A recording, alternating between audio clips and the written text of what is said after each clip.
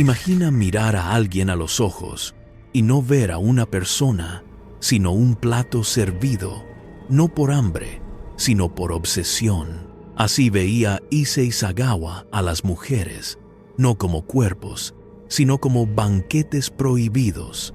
En las sombras de su mente, cada curva, cada gesto, se convertía en un corte preciso, en un bocado que prometía devorar no solo la carne, sino la esencia misma de lo inalcanzable. Este no era el hambre de un depredador salvaje, sino el anhelo retorcido de un hombre que, al no poder poseer, buscaba aniquilar y absorber. Sagawa, el estudiante japonés en París, no mataba por sustento, destruía por posesión absoluta, donde el deseo sexual se fundía con el acto caníbal en una danza macabra de erotismo y aniquilación.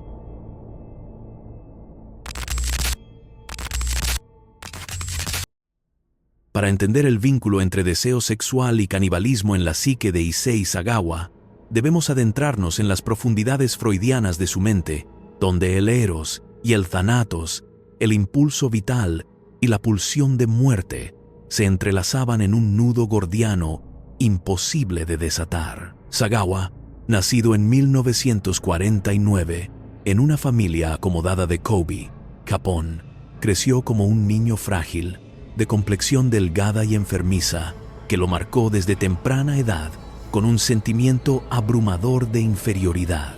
Sus pulmones débiles lo confinaban a habitaciones cerradas, mientras sus pares jugaban en las calles. Esta fragilidad física se tradujo en una brecha psicológica profunda. Se percibía no solo pequeño, sino inherentemente defectuoso, un ser marginado en un mundo que valoraba la robustez y la vitalidad. En su adolescencia, este complejo se erotizó de manera patológica. Las mujeres, especialmente las occidentales altas, rubias, con esa aura de exotismo que la cultura japonesa postbélica idealizaba como símbolo de superioridad racial y estética, se convirtieron en objetos de una obsesión que trascendía lo carnal. No bastaba con el coito. Sagawa anhelaba una unión total, una ingestión que le permitiera internalizar su belleza, su fuerza, su esencia. El canibalismo, en este sentido, emerge como la forma suprema de apropiación psicosexual.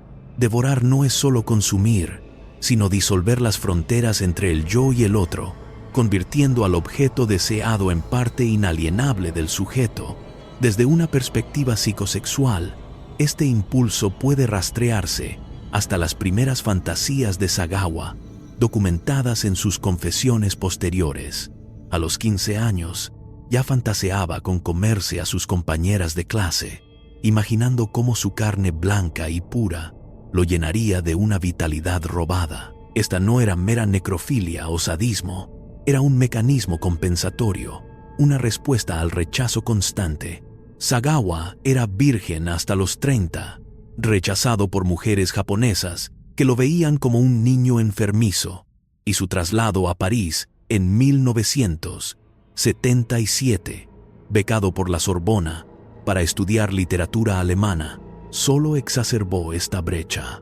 En Francia, rodeado de mujeres que encarnaban el ideal occidental elegantes, independientes, inalcanzables, su deseo se volvió voraz.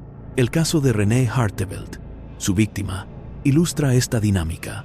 La invitó a su apartamento bajo el pretexto de grabar poemas de Goethe, pero en su mente, ella era el festín definitivo, el acto de dispararle en la nuca, desmembrarla y cocinar partes de su cuerpo. No fue impulsivo, fue el clímax de una fantasía donde el orgasmo y la ingestión se solapaban. Sagawa describió el sabor de su carne como mantequilla dulce, un placer sensorial que borraba su inferioridad, al menos temporalmente. La vergüenza cultural japonesa juega aquí un rol pivotal. En una sociedad donde el concepto de ágil vergüenza impregna cada interacción social, Sagawa internalizó su fracaso como una mancha indeleble. Japón, emergiendo de la posguerra, idolatraba la estética occidental como antídoto, a su propia humillación atómica. Y Sagawa, educado en esta dicotomía, proyectó su autodesprecio en un fetiche racial.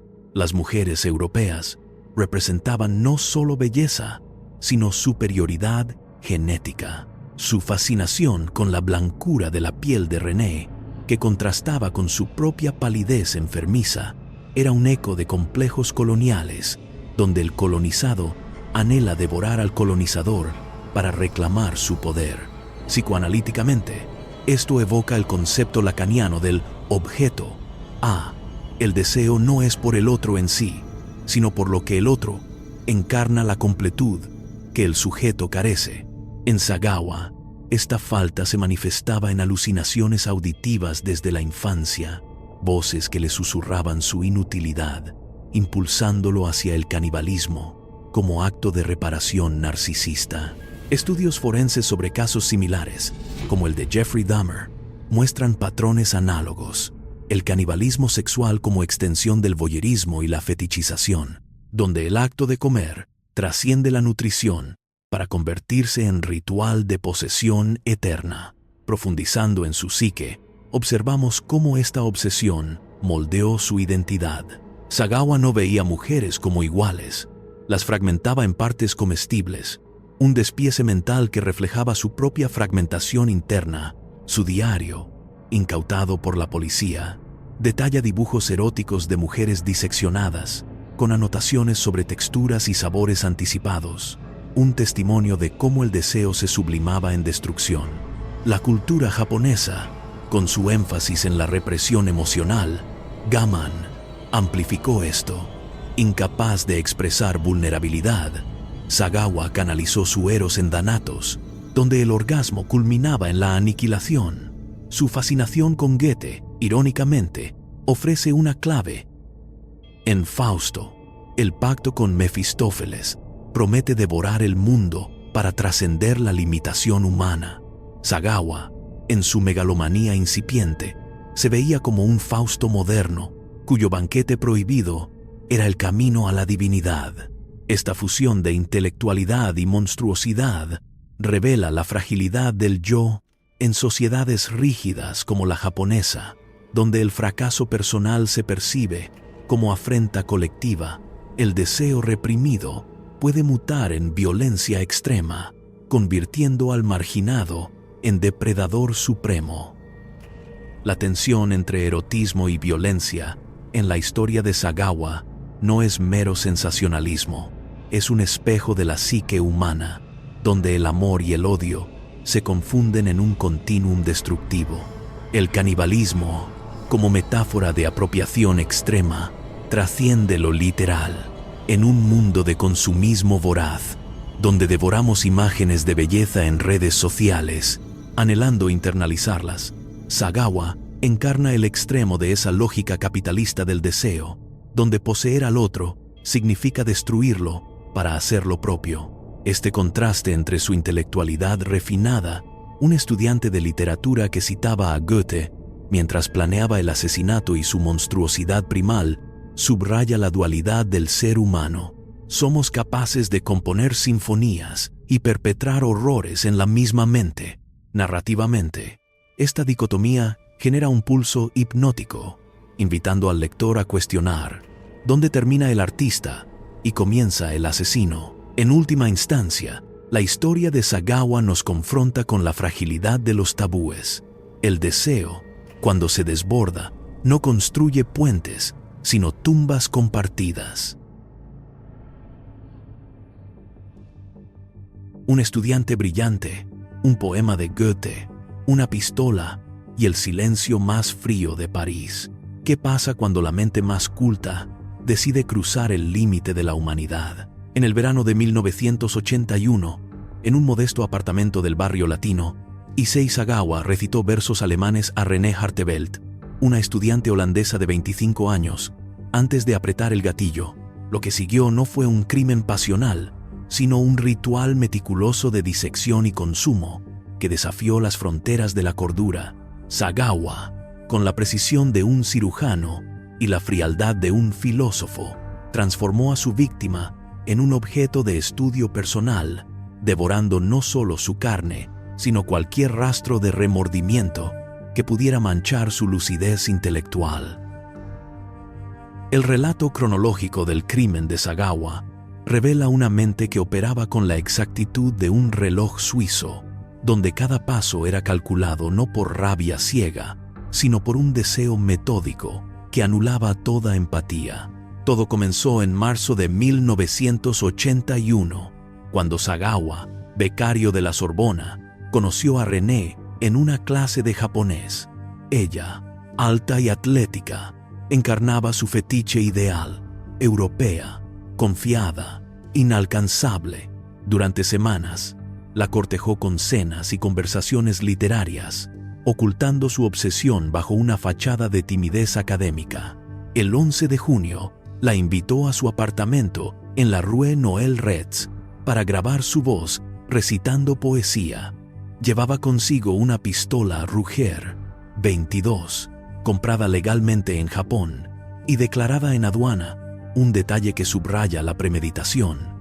No era un arrebato, sino un guión escrito en su mente durante años. La planeación fue minuciosa, casi burocrática. Sagawa había practicado en Japón, donde en 1974 intentó secuestrar y devorar a una compañera de universidad, Yvonne Cheung, pero falló y fue internado brevemente en un psiquiátrico. De esa experiencia extrajo lecciones. Necesitaba un arma silenciosa, un espacio aislado y un método para desechar restos.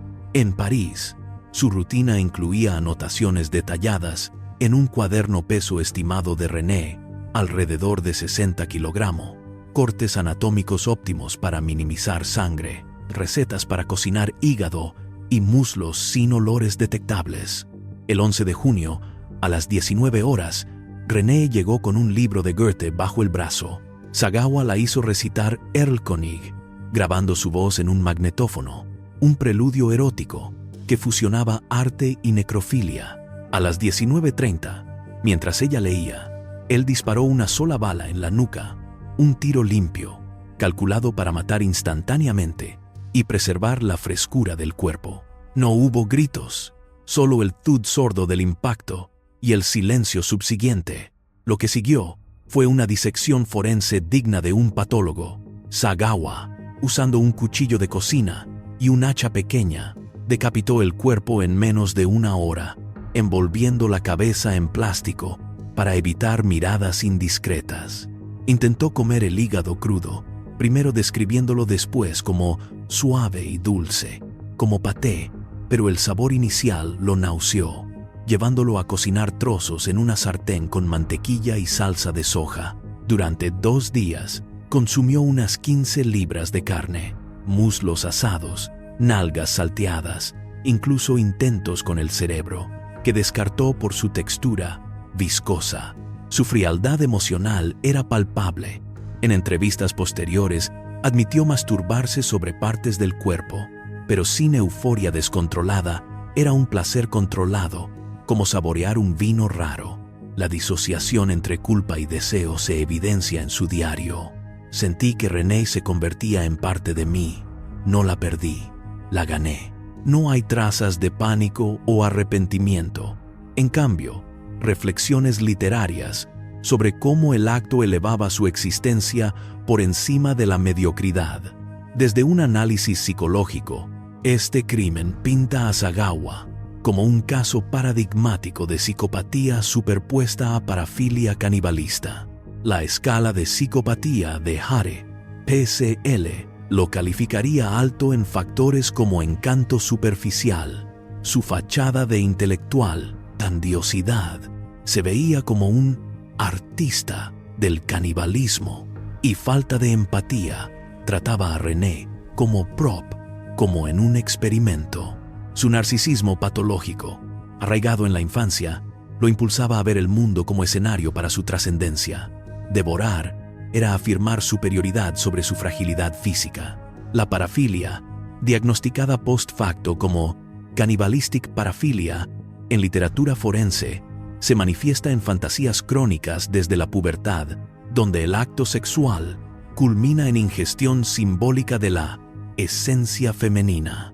Forensemente, el crimen muestra ausencia de impulsividad, no huida, sino persistencia en el sitio, lo que llevó a su captura el 13 de junio, cuando vecinos olieron carne quemada y alertaron a la policía.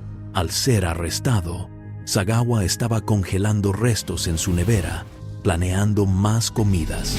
Este perfil normal, estudiante aplicado, políglota, sin historial, violento aparente, ilustra cómo las fantasías homicidas pueden incubarse en mentes lúcidas. Sagawa leía Sartre y Camus, internalizando el absurdo existencial como justificación.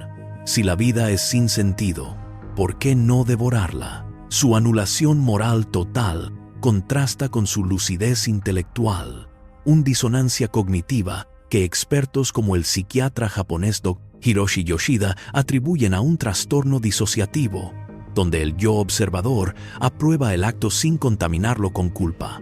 Incorporando diagnósticos posibles, vemos huellas de trastorno de personalidad antisocial, psicopatía, con rasgos narcisistas exacerbados por trauma infantil, hospitalizaciones repetidas que fomentaron aislamiento y elementos parafílicos que alinean con el DS-5 bajo otros trastornos sexuales especificados.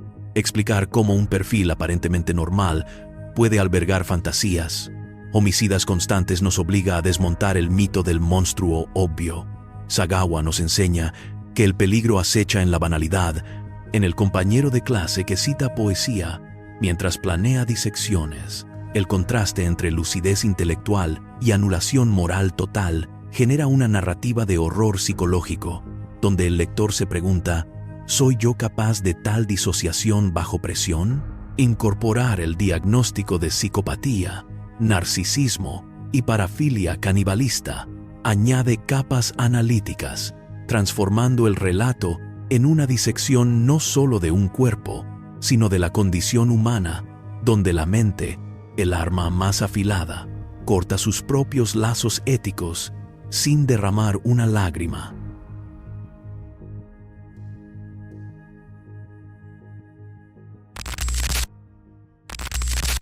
Fue capturado por un crimen impensable y liberado como si nada.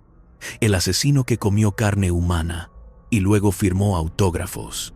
¿Qué pasa cuando la sociedad convierte al monstruo en estrella?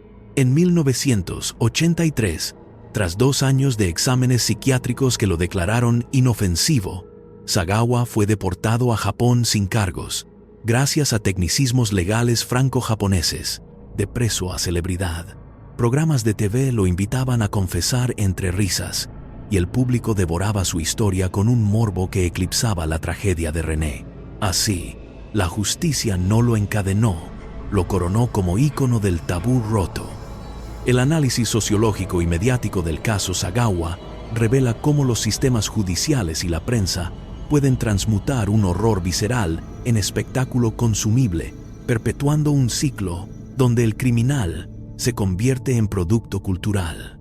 Tras su arresto el 13 de junio de 1981, Sagawa fue examinado por psiquiatras franceses como el Dr. Philippe Chaumont, quien lo diagnosticó con paranoia erótica y lo confinó en el Hospital Psiquiátrico Sainte-Anne. Sin embargo, la extradición fallida a Japón no tiene tratado con Francia para crímenes cometidos abroad, y su prescripción mental lo eximía, resultó en su deportación en 1983. En Japón, internado en el Hospital Nacional de Seguridad en Tokio, enfrentó un escrutinio cultural único. La prensa sensacionalista, como el tabloide Shukan Jitsuwa, filtró detalles gore, transformando su historia en un shoku-dorama drama de shock que vendía millones de copias. Los medios japoneses, ávidos de escándalos postbélicos que exorcizaban traumas colectivos, lo elevaron a figura de culto. En 1986, liberado por buena conducta, Sagawa publicó Kanojo no Karada, o Tabeta, Comí su cuerpo, un bestseller que detallaba el crimen con prosa erótica, vendiendo 100,000 copias en semanas. Programas como Wide Show de Fuji TV Lo invitaban como experto en canibalismo, donde, con sonrisa tímida, comentaba sabores de carne humana mientras el público reía nerviosamente. Esta transformación no fue accidental. Refleja la psicología social del enrío reservas culturales que, al romperse en el morbo, genera catarsis colectiva. Sociólogos como el Dr. Tatsuro Kunikiyo argumentan que en Japón de los 80, en plena burbuja económica, Sagawa encarnaba el otro extremo. Mientras la sociedad consumía lujos, él consumía tabúes, ofreciendo un escape vicario a la represión salarial. La fascinación humana por el mal se ancla en la teoría de la atracción por lo prohibido de Freud, donde el tabú caníbal primitivo y universal despierta empatía perversa. No odiamos a Sagawa, lo envidiamos por su audacia en desafiar normas. Encuestas de la época mostraban que 40% de lectores japoneses entendían sus motivos, proyectando sus propios deseos reprimidos. La delgada línea entre morbo y empatía se evidencia en fan letters. Mujeres lo cortejaban, viéndolo como víctima de su genio oscuro. Mediáticamente, esto critica el sensacionalismo. Al humanizar al monstruo, entrevistas donde Sagawa llora por su soledad, los medios diluyen la responsabilidad, convirtiendo justicia en entretenimiento. Reflexionando, este caso prefigura la era de True Crime en Netflix, donde víctimas como Renee se convierten en footnotes y el perpetrador en narrador estrella. La crítica al sensacionalismo mediático en la saga de Sagawa expone cómo la sociedad, en su hambre de horror, devora sus propios principios éticos. La psicología del público que consume el horror como entretenimiento revela un masoquismo colectivo.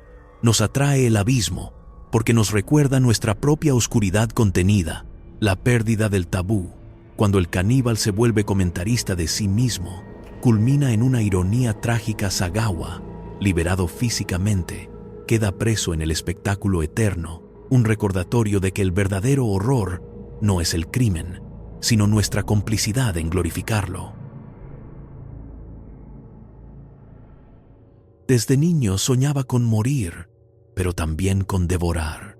Issei Sagawa no quería vivir entre humanos, quería fundirse con ellos, literalmente. En las noches febriles de su infancia, mientras tos crónica lo ahogaba, imaginaba no ser el frágil observador, sino el consumido o el consumidor.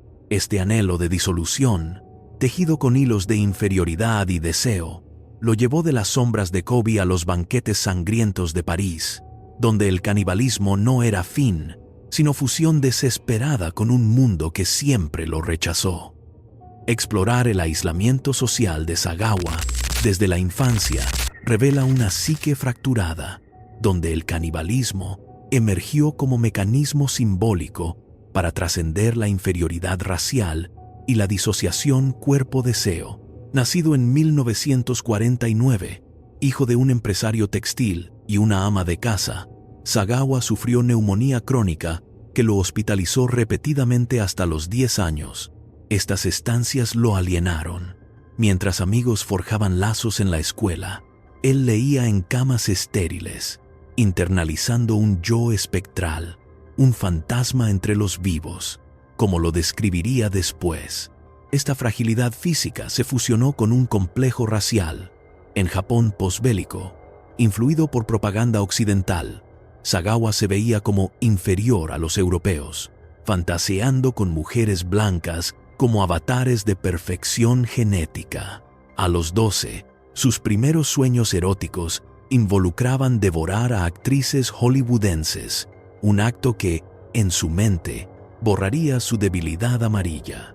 Su fascinación con mujeres europeas se cristalizó en la universidad, donde estudió inglés en Waseda, pero fue rechazado por pares japonesas que lo tildaban de débil. El traslado a París en 1977, becado para literatura, intensificó esto. Rodeado de diosas rubias, su deseo se volvió disociativo. El cuerpo le fallaba, impotencia intermitente, pero la mente devoraba. El canibalismo, como fusión emocional, era su respuesta.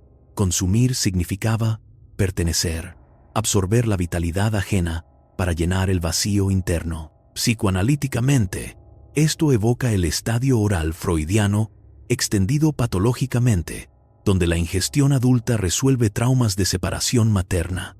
Sagawa describía a su madre como distante, culpándola de su aislamiento.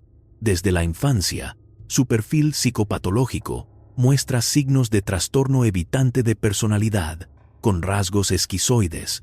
Prefería la soledad a la conexión, viendo relaciones como amenazas a su frágil ego.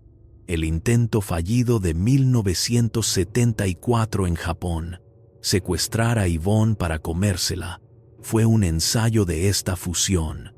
Quería que ella me hiciera completo. En París, con René, el acto culminó esta lógica. Al comerse su carne, Sagawa buscaba ser alguien, robar su confianza, su belleza europea, para sanar su inferioridad. Reflexiones filosóficas surgen aquí.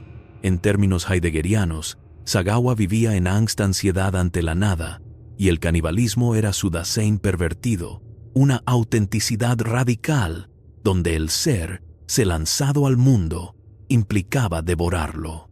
Su disociación cuerpo-deseo, agravada por alucinaciones auditivas, voces que me decían come o muere, lo convirtió en un outsider eterno, donde el deseo no unía, sino que aislaba aún más. El perfil psicopatológico de Sagawa, desde la infancia, traza un arco de tragedia griega, el niño enfermo, como presagio del monstruo adulto, el canibalismo, como mecanismo simbólico de ser alguien, ofrece una metáfora potente para la alienación moderna. En una era de identidades fragmentadas, no devoramos todos, de forma metafórica, para sentirnos plenos. La reflexión filosófica cierra con sombría poesía. Cuando el deseo se convierte en identidad, el yo se consume a sí mismo, dejando solo ecos de un banquete inacabado. Vivió libre, pobre y olvidado, pero nunca arrepentido. El hombre que devoró a una mujer murió solo, enfermo y convencido de que el mundo era más monstruoso que él. Tras la fama efímera de los 80 y 90, Sagawa deambuló por los márgenes de Tokio, un fantasma de su propio mito, firmando libros en convenciones de horror, mientras su cuerpo irónicamente frágil lo traicionaba de nuevo. Su fin, en noviembre de 2022, a los 73 años por neumonía, no fue redención, fue el último bocado de un vacío que lo había masticado por décadas. El retrato psicológico de la decadencia de Sagawa post-liberación ilustra cómo la banalización de su crimen lo condenó a una existencia espectral, donde la negación de culpa y el aislamiento se retroalimentaban en un ciclo de deshumanización. Tras su salida en 1986, la fama inicial, libros, mangas basados en su vida, apariciones en Friday the 13th Style shows, le dio un propósito ilusorio. Se reinventó como artista confeso, pintando erotismos caníbales que vendía en galerías underground. Pero para los 90, el morbo se agotó. Rechazos laborales, no podía enseñar. Su rostro era tóxico. Lo relegaron a pobreza, viviendo de subsidios y gigs como extra en filmes de terror. En entrevistas de 2000, admitía: el mundo me devoró primero, proyectando su vacuidad en una sociedad que lo había explotado. La banalización de su crimen fue solo un experimento. Como comer sushi raro, revela una disociación persistente, donde la culpa negada fomentaba aislamiento. Evitó relaciones íntimas, temiendo reincidir, pero fantaseaba en diarios no publicados. Su paso por TV, como en The Sagawa Issei Show efímero, lo expuso a ridículo público. Exacerbando paranoia, creía en conspiraciones contra él. La deshumanización culminó en vejez, enfermo de hepatitis posible, secuela de su dieta, solo en un apartamento minúsculo, rechazado por familia. Reflexionando, la verdadera prisión fue su mente. Sí, un laberinto donde el acto de 1980 y uno no liberó, sino encadenó, convirtiendo libertad física en cautiverio psicológico eterno. El contraste entre el mito mediático y la realidad final de Sagawa de Estrella Aparia desmitifica el final feliz del criminal famoso, mostrando cómo la fama acelera la erosión del yo. Los efectos psicológicos del aislamiento, culpa negada y deshumanización pintan un cierre sombrío. En el silencio de su muerte, Sagawa nos deja con una verdad filosófica: el horror no termina con el crimen, persiste en el eco vacío de una vida devorada por sí misma.